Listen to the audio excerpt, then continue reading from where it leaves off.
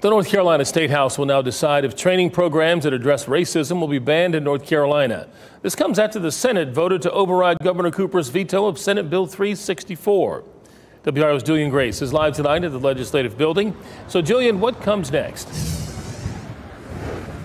Well, Gerald, as you said, the House must now decide whether or not to override that veto or not. And if they do, it could possibly become law as early as Wednesday.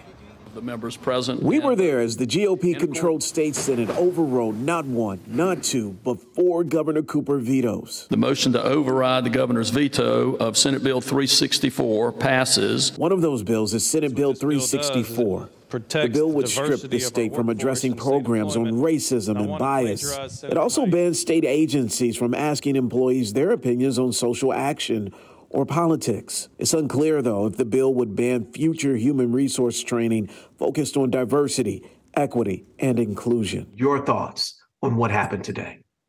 Yeah, well, it's unfortunate that the legislature is moving in this direction, but it is a part of a national pattern that right-wing Republicans are engaged in.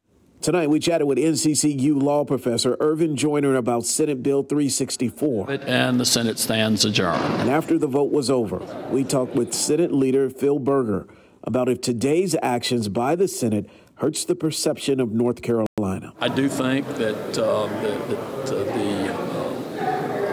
the perception problem and people jump to conclusions about things, I think those are problematic. There's no question about that. People are going to believe what they are going to believe, and they're going to think what they're going to think, and I don't know that this will change those dynamics. Joyner, though, believes the actions of the Senate today will motivate more people to get politically involved to ensure their voice is being heard. They should, one, be horrified that the legislature is moving in this direction. They should be angered about what the legislature is doing, and they should also be inspired to get out there and fight against these things that's been presented boldly in front of them.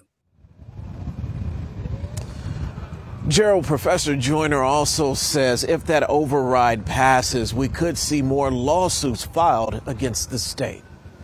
Julian Grace live in Raleigh. Thank you, Julian.